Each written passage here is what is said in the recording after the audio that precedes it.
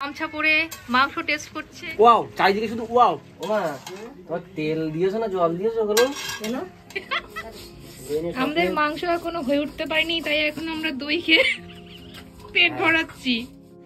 নমস্কার আমার প্রিয় বন্ধুরা, স্বাদে সফরে আজকের একটা গ্রাম্য স্টাইলের পেরি হাঁসের রেসিপি আপনাদের সাথে শেয়ার করব।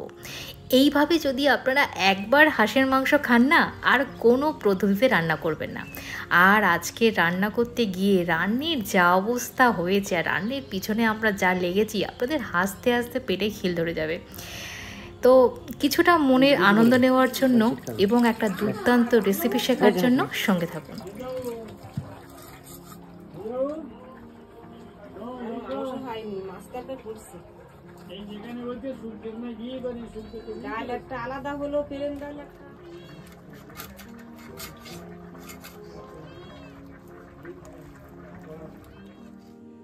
এখানে পেঁয়াজটাকে কুচু কুচু করে কেটে নিয়েছে। আর কি মশলা নিয়েছে? আদা রসুন বাটা, জিরে গোলমরিচ বাটা আর শুকনো লঙ্কা বাটা। এরপর এর মধ্যে যাবে হচ্ছে পরিমাণ মতো হলুদ, নুন আর সর্ষের তেল। এইটা দিয়ে খুব ভালো করে এই হাঁসের মাংসটাকে মাখতে হবে। আমি বলছি, যারা যারা এই পদ্ধতিতে এখনও পর্যন্ত হাঁসের মাংস রান্না করেননি, তারা একবার অন্তত করে দেখুন। এর ঝোলটা দিয়েই আপনারা খেয়ে উঠে যাবেন।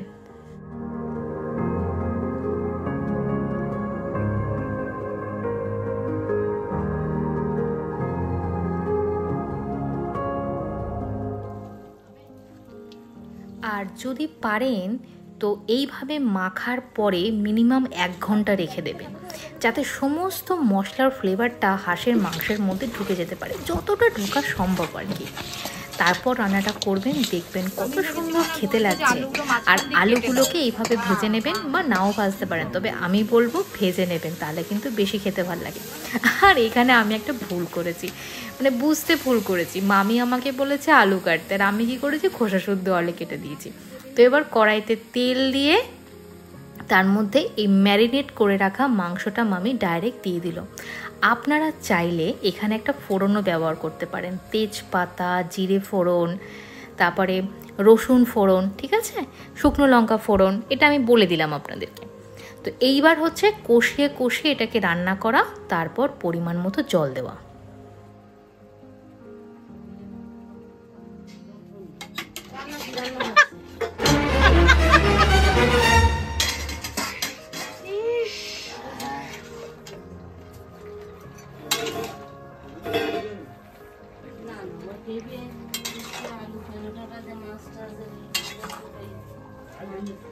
ওমা, তোমার তেল দিয়েছো না জল দিয়েছো ওগুলো?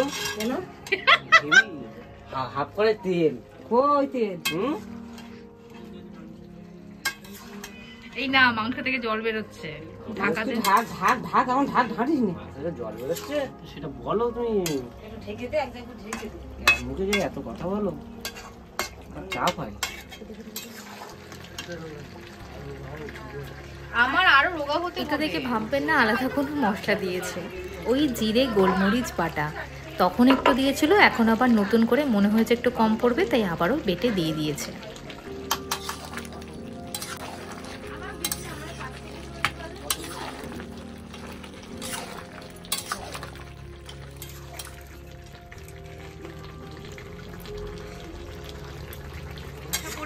মাংস টেস্ট করছে।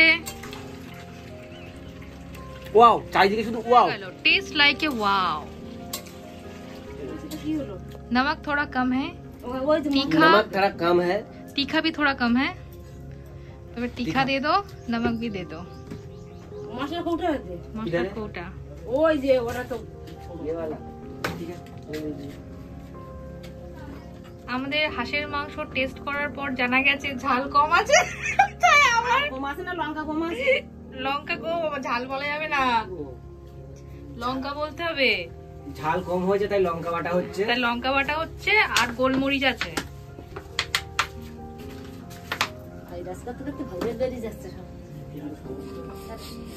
আমাদের মাংস এখনো হয়ে উঠতে পারেনি, তাই এখন আমরা দই খেয়ে পেট ভরাচ্ছি। নাও, একদম খিদে পেয়ে গেছে মনে হয়।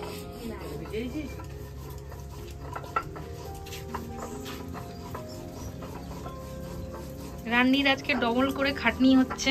না আমি করি। রান্নির আন্দাজ ভীষণ ভালো। রান্নির আন্দাজ মিস্টেক করার জন্য পুনরায় মশলা পিস করেছে।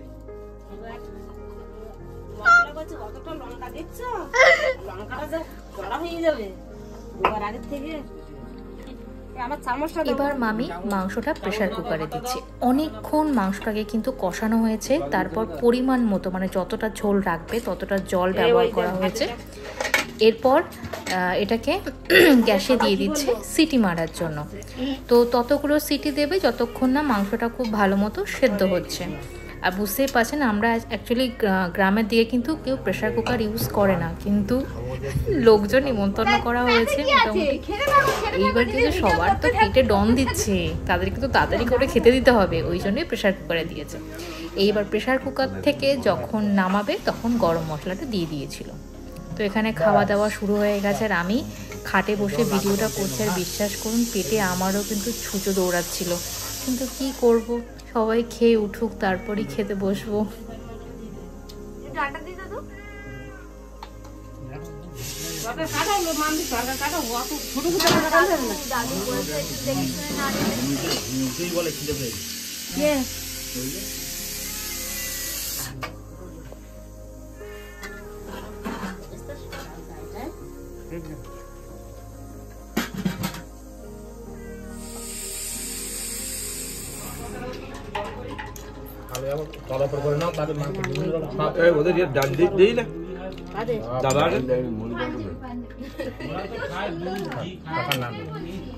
মাংসটা কিন্তু দারুণ খেতে হয়েছিল। মাংস টাংস খাওয়ার পর ভাইয়ের আয়না দেখে দাঁত মাজতে হয়, তাই এখন আয়না দেখে দাঁত মাজছে।